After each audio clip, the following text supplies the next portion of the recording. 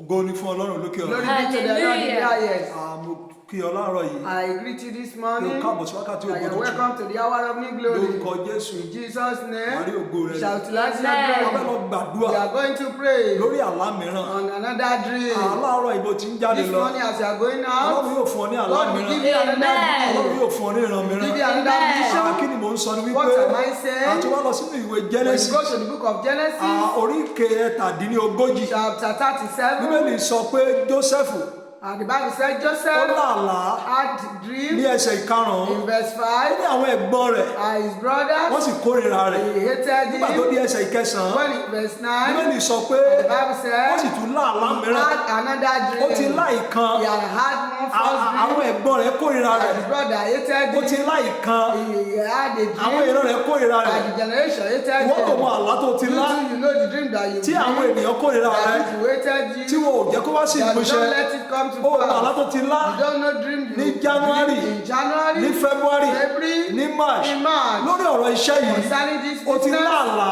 had a dream, Ó kò wá sí ìmúṣẹ. and it come to Kí pass. ni ìsọ pé àlá tó sùn? I did not say the dream that you Mo ń see. sọ ìran tí o rí I'm tó rí talking about the vision you have, ohun tó fẹ́ ṣe. what you want to do. Ṣùgbọ́n tí ẹ̀mí òkùnkùn jẹ́ kó wá But sí the evil ìmúṣẹ. spirit does not allow you to come Ṣùgbọ́n to láàárọ̀ pass. yìí, But this mo morning, ń sọ fún ọ I'm pé telling you, Ọlọ́run yóò fún ọ ní God àlá will give you mìíràn. another dream. Wà á ní ìran mìíràn. You have another Kò tiẹ̀ vision. yí ọmọ. You don't even Ṣùgbọ́n láàárọ̀ understand. yìí, But this ní morning, gbogbo ibi tó ti ń gbọ́ mi, everywhere you are listening Ọlọ́run ti to me, rán ìran mìíràn God báyìí. has sent another dream Wá sí now. iwájú rẹ. Before Bó o ti ń jáde lọ, you are going out, wà á rí àlá tuntun. see a new dream. Wà á ní ìran tuntun. Amen. Ní gbogbo ibi tó bá ti ń gbọ́ mi, Everywhere you are mo listening fẹ́ to kó me, gbàdúrà. I want you to pray. Sọ fún Ọlọ́run Tell God, bí orúkọ Jésù. in the name of Jesus, Ọlọ́run ẹ̀mí mímọ́, God the Holy Spirit, fún mi ní ìran ọ̀tun. give me a new Fún vision. mi ní àlá tuntun. Give me a new dream. Bí mo ti ń lọ síbi iṣẹ́ mi láàárọ̀ yìí, bí mo ti ń jáde lọ láàárọ̀ yìí, Olúwa fún mi ní ìran God, give tuntun. me another Fún mi ní dream. àlá tuntun. Another vision. Máa sọ bẹ́ẹ̀ fún Ọlọ́run.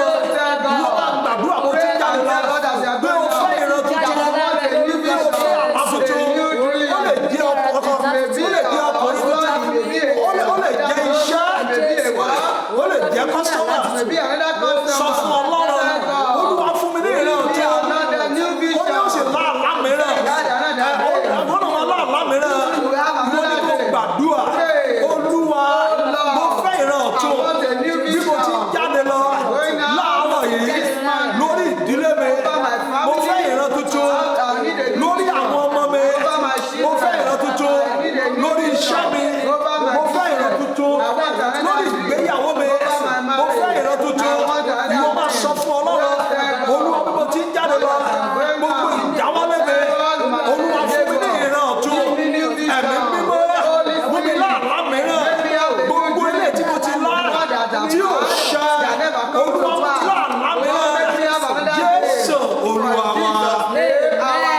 I pray for you this morning. As you are going out, you will have another dream.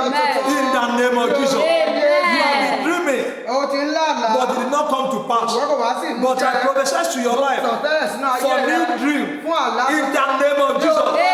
Concerning that job, you will have a new revelation. In the name of Jesus. Concerning that marriage, you will have a new revelation. In the name of Jesus. Concerning that your child, you will have another revelation. In the name of Jesus.